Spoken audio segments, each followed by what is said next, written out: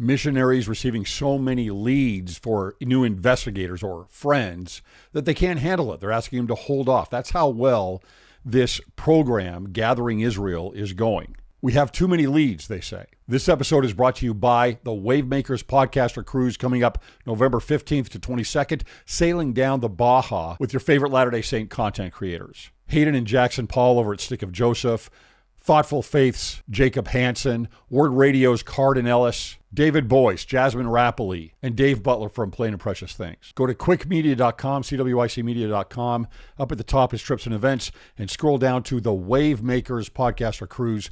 Would love to see you there. It's going to be a blast. Here we go.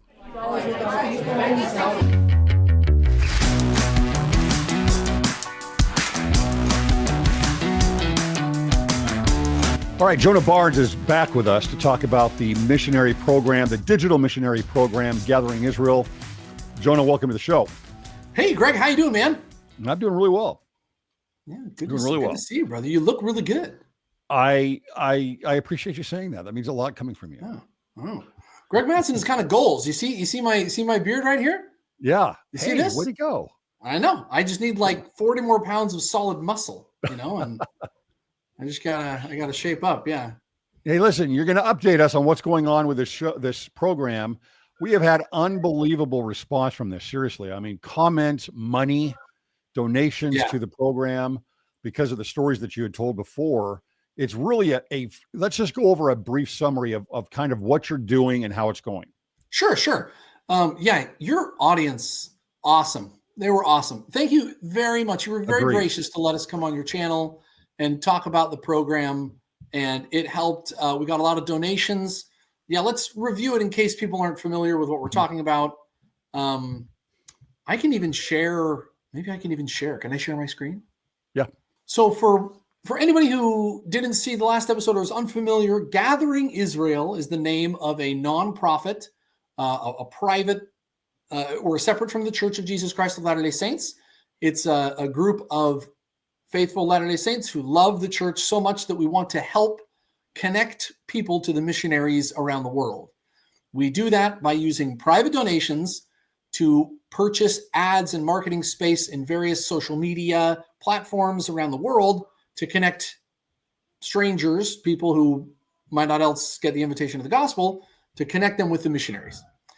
We have found that our dollars go a very long way in other places of the world.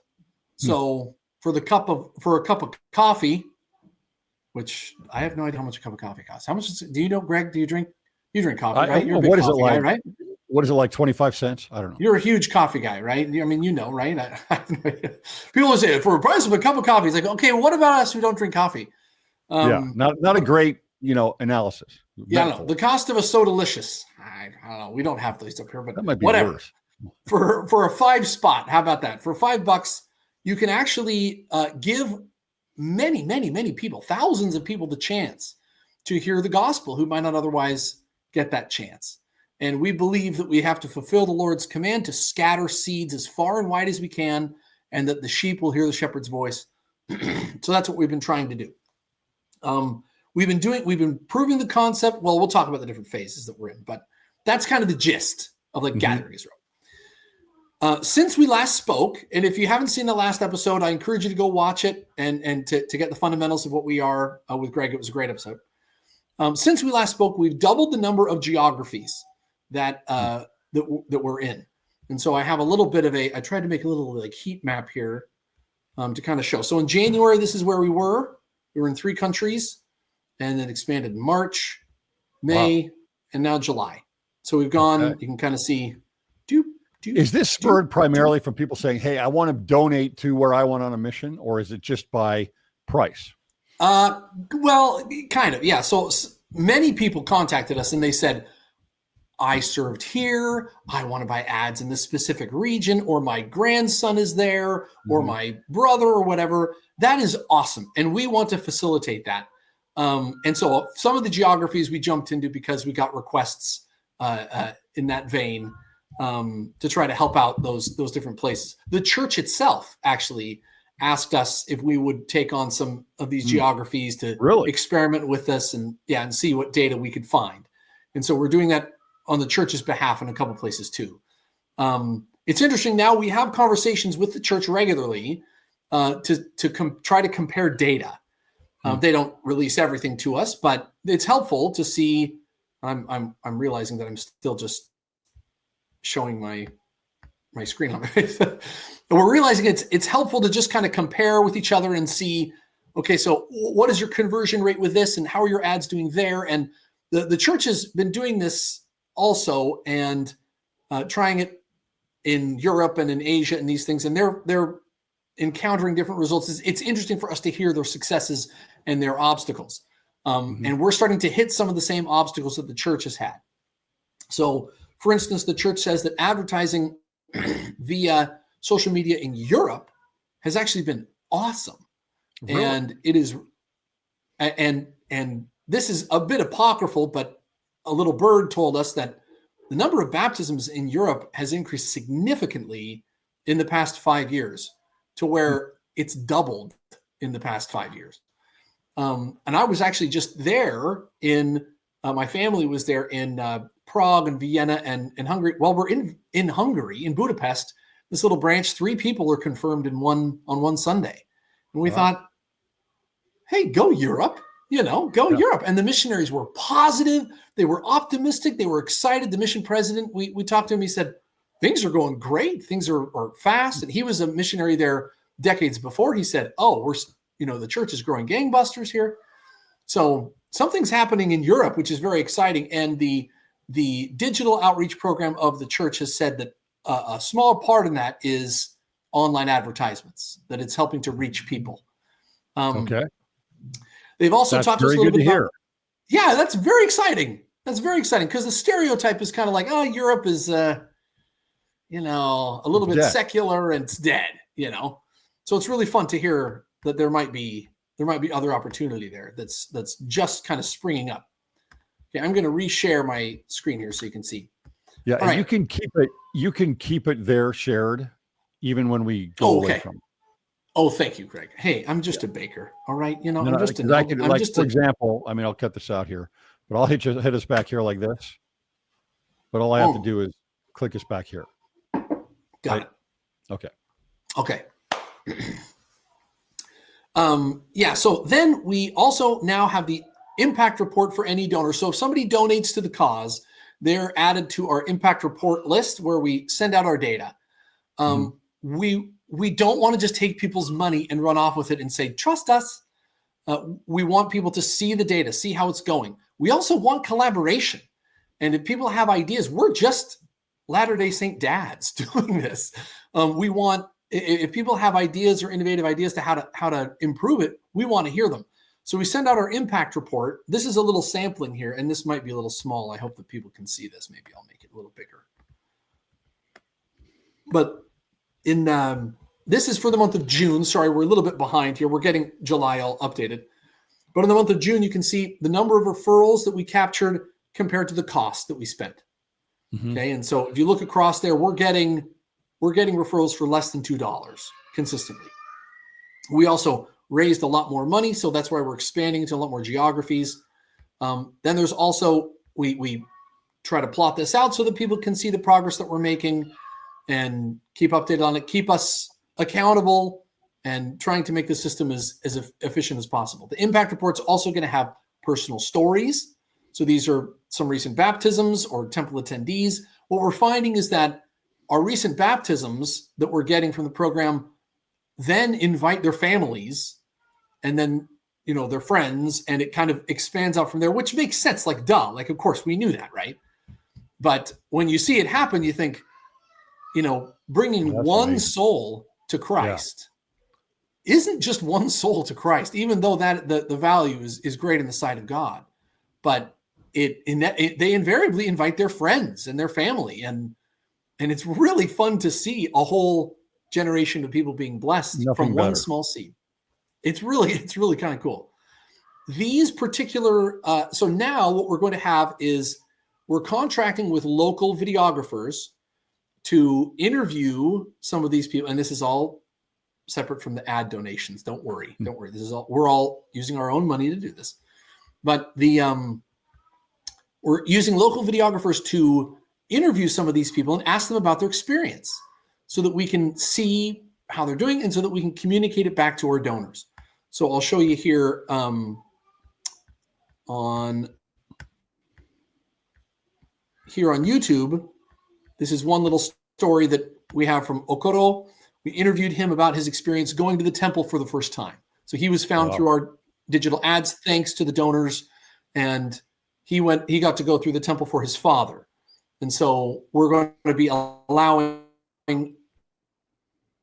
the donors and participants to see what they're doing. And I think it really just connects you to the work a lot more. Mm-hmm. So it isn't just throwing your money out in the ether. So it's a little more meaningful. So then, and here's the thing I'm really excited to talk to you about here, Cwic. So the basic model is that we're buying ad space, and that ad space is bringing eyeballs. A lot of the lifting that we do, a lot of the elbow grease that we put into this thing is keeping ads fresh, because you have ad fatigue. That's why Nike comes up with a different campaign every 6 months. Mm-hmm. That's why McDonald's has a different campaign. Like back when I was a kid, it was just the Golden Arches and Grimace, Mm-hmm. But then or is that Burger King? No, is that McDonald's? Am I getting the wrong? Maybe I'm getting the wrong burger joint. But that's why they have to update it, because people, they get to know the ad and they get fatigued. So you have to keep it fresh. So we're encountering a lot of that. We have to keep it going, and that requires some innovation, and it requires a little bit of labor. So what we want to do is we want to build the engine. So all the donations we're getting right now are for the gasoline that we put into the engine. And we use that gasoline to continue funding these ads, and it's great. It's bringing in thousands of referrals every week. And we're sending these off to missionaries. What we want to be able to do is to have an engine built so that when ads start fatiguing, or we need new content, organic content, that it'll be easier to do without hiring personnel to do it. We have software developers who are going to help us with automation and scaling. We don't want this to just be in Africa or South America. We want to hit everywhere on the planet. We want to blanket the world with this. And we think we have the system to do it, or the model to do it. We just need to build it out. So an invitation to anybody out there who wants to be perhaps an investor in that engine, you can go to gatheringisrael.org. You can contact us about it if you want to be a more involved participant. All our financials are auditable. We'd love your help with that. So what we're finding is that missionaries are often discouraged because they get this, too many referrals. Let me say that again. Too many referrals. When I was a missionary, we got like 2 referrals. And it was the most exciting thing in the world. They came into Novosibirsk and the whole mission gathered around, what is this? It was like the monolith scene in, was it 2001 Space Odyssey? We're all gathering around these referrals what is this crazy thing right here? We've never gotten referrals before. And now we're hearing from some missions, they say, we have too many referrals. And we don't have time to follow up on them all. That blows my mind, right? So, and the church confirmed this. They said, yeah, there's some people who really, they get a lot of referrals, and so they're not. So what's the solution to that? So the solution to that is that anything on the internet is going to inherit noise. It's going to inherit data noise. So if you get 1,000 referrals, inevitably, there's going to be some of those that are people who are just clicking on whatever. They see an American face, or they see an offer for a free book or whatever, and they're just like, okay, and they sign up. All right. I'm not one of those people. I never put my information out there, but other people, they just sign up for those things. So you have data noise. Okay. So one of the answers is to filter through the noise. That can be done using automation, using this software that we're developing. So you can take 1,000 referrals and vet them all using automation, and you can catch, maybe 100 of them that really don't have a good address, or that's not a real phone number, or they didn't even complete the form, or whatever. You have different steps of filtration that you can do, data filtration. And you have to be very careful about this, but you have different layers. So maybe after that you ask, are you interested in attending a sacrament meeting or meeting with the missionaries? You understand they're going to come to your house, right? And at that point, other people take an off ramp. They say, oh, wait, I didn't realize what this was. And they exit. Mm-hmm. And by the time the filtration is done, you have higher quality referrals for the missionaries.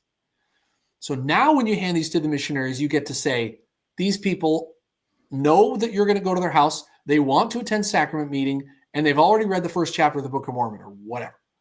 They've reached this certain level. You hand that to a missionary and say, go see these people. And the missionaries say, oh, booyah, let's do this.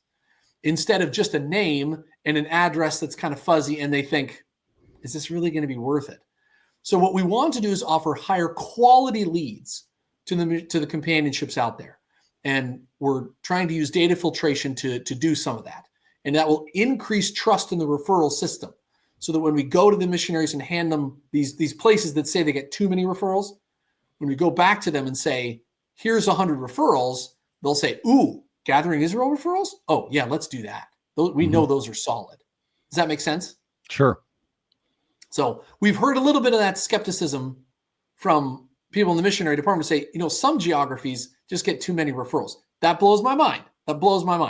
But apparently in some places it's true, not everywhere, obviously.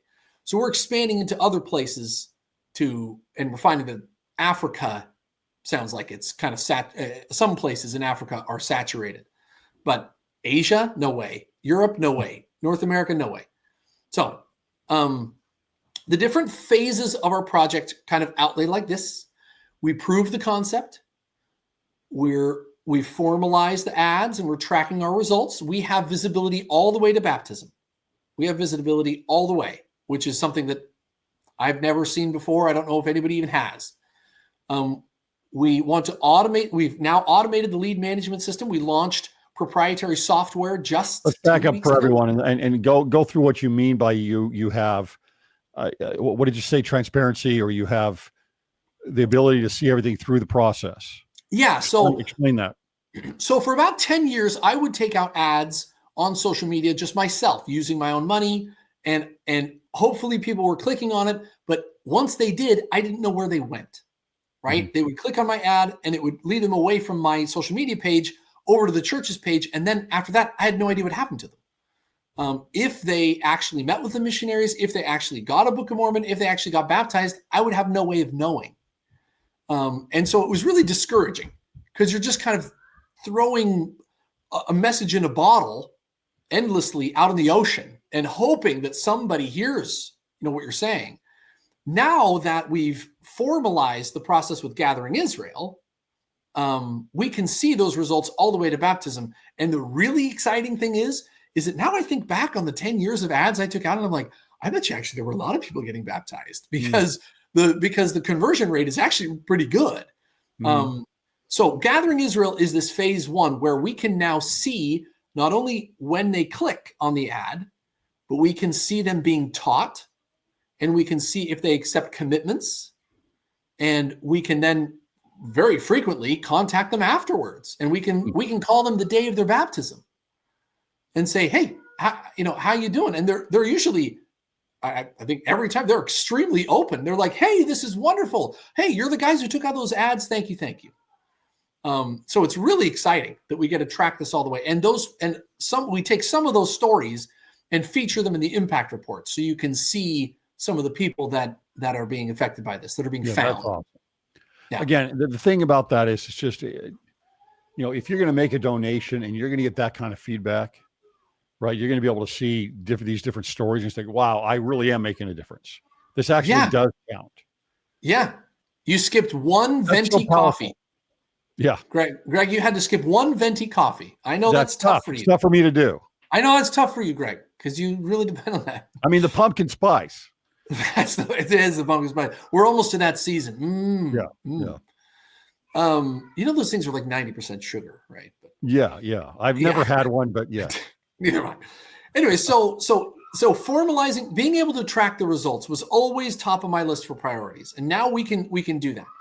The next was automating the lead management. So we have developed over the past month or two proprietary software that we've made that can allow for the collection of leads and the upload of leads and all that stuff without human interference. It's now fully automated, which is very exciting.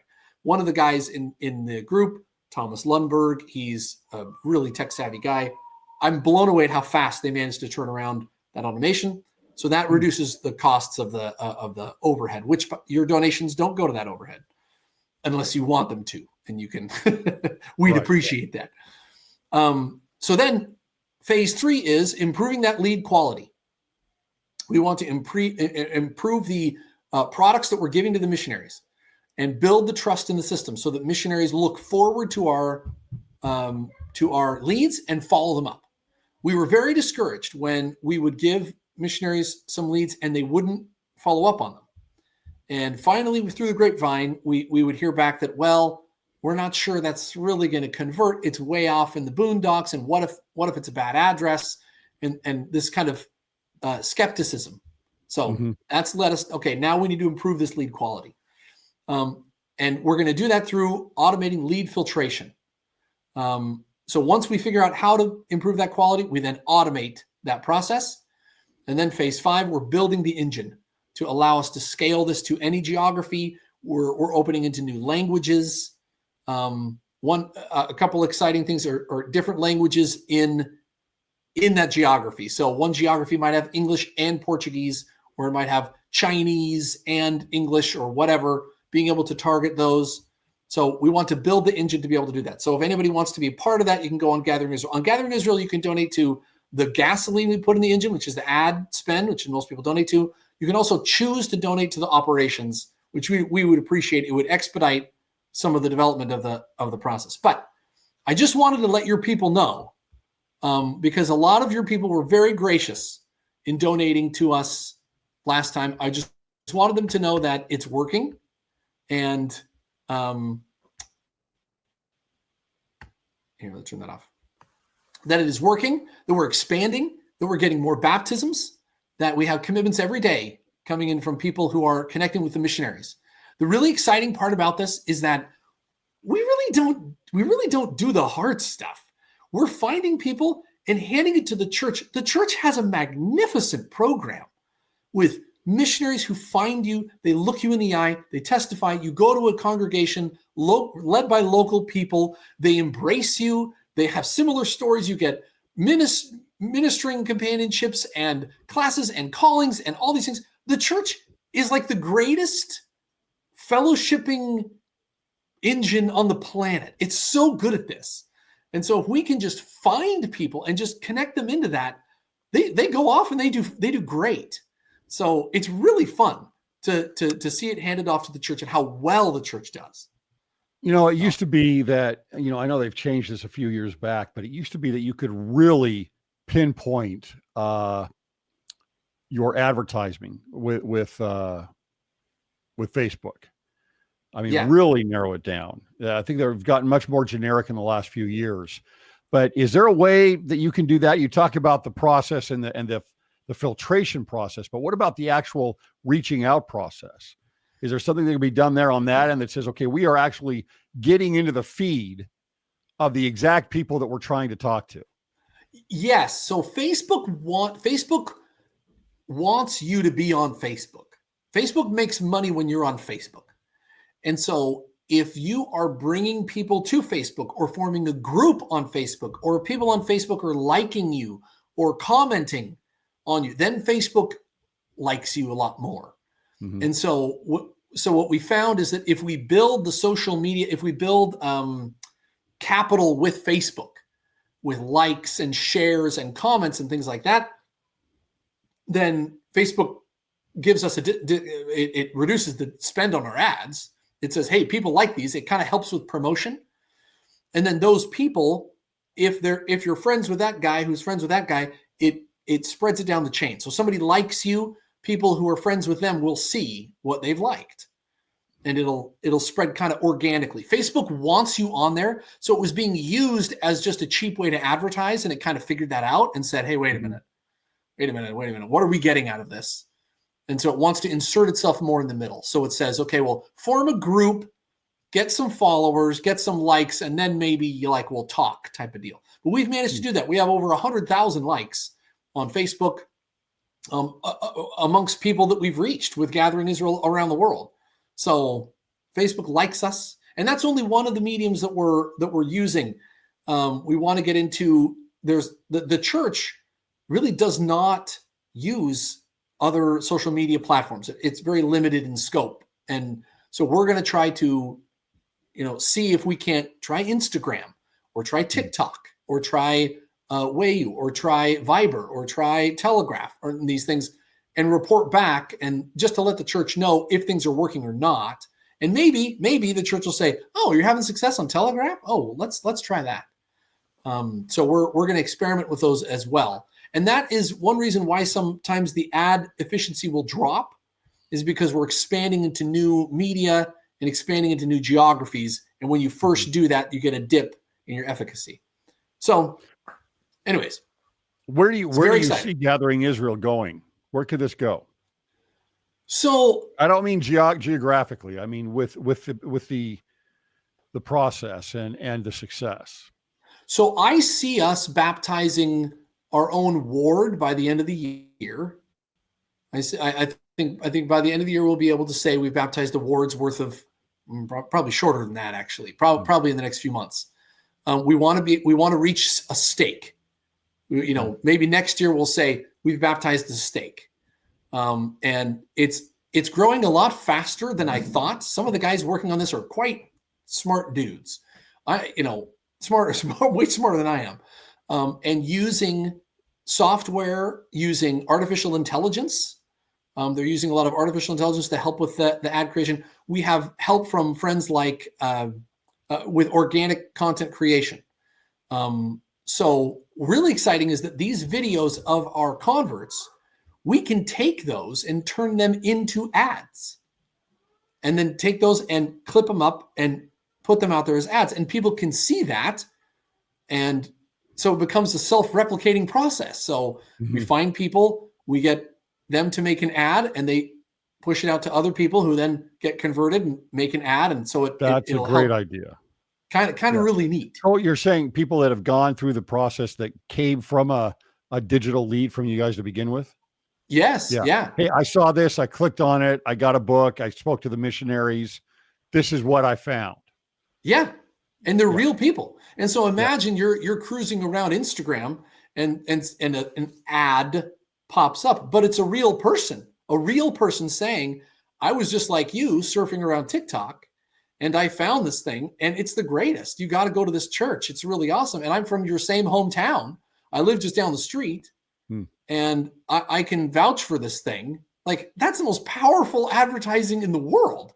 Sure. And people will hopefully respond to that. So it's very exciting. We're building those efficiencies because we're reutilizing those converts, and it's growing a lot faster than I thought it would. So, and you're getting donations. I mean, you're getting help there. You need more, and I hope that this video brings another round for you. I think it will. But that is, again, it's the connection. It's okay. I can put this in. I can see what's happening. I understand the process. I see people getting baptized. They're getting taught. They're bringing others to church. That is what could you do that is more fulfilling than that? Right. And I encourage everybody on the Impact Report to go look at the personal stories. Look into the eyes of the people who are finding the gospel, and just think for a moment. There's somebody out there who didn't have the hope of the restored gospel. They didn't have the Book of Mormon, and now they do. They have a church that they go to, and think of the meaning. But I think back to my first convert ancestor, Charles Barnes Jr., found the gospel in 1844 at King Billy's Square in Hull, England. And he was a kid. He was a 17-year-old kid. And he heard an elder, and he bought a Book of Mormon from him. And because of that kid's decision, all his descendants for centuries and thousands of people, including me, have the restored gospel of Jesus Christ. And you think every person out there is a soul precious in the sight of God. And You can be a part of trying to just connect. The church has the system. The church has the greatest system in the world. It's just that we have to connect people to that system. Mm-hmm. And so that's what Gathering Israel aims to do, connected to the already existing fantastic missionary program by going into places that maybe the church can't reach, or at a pace that the church can't match, because we only have so many missionaries. We want to keep missionaries from knocking on empty doors. Yes. And that's the key, right? You're taking away the time to find. Yes. And you're giving them the opportunity to teach. And that's really their job. Exactly. That's awesome. So if anybody wants to be a part of it, they can go see gatheringisrael.org. Any donations appreciated. But even if you don't, get excited, guys. We're going to break records for baptisms this year. We could have 350,000 baptisms this year in the church, the highest baptizing in the history of the church. Get excited. So missionary work is Europe. Europe is coming back alive again. This is the most exciting time in the world to spread the gospel of Jesus Christ. Get excited. That's awesome. We'll put that link in the description box so people can go and just at a minimum, go find out about this. It's an unbelievably exciting program. And a lot of people have already seen it in work, right? They've already donated. They've already watched what happens. They get the reports back. It's very exciting stuff. And Jonah, you've done an amazing thing with this. So thanks for sticking with it when you were just putting in your own $2 at a time or whatever it was. Yeah. My wife was laughing about it. We were watching one of the personal stories the other night, and I was just like, this is so amazing. It's so beautiful. These people are like, oh, I found the gospel. And she was like, I remember when you were putting in $5 on your dinky little laptop 10 years ago from our dirty little apartment. We had 3 boys in diapers running around, and here I am like, hey, somebody clicked on my ad.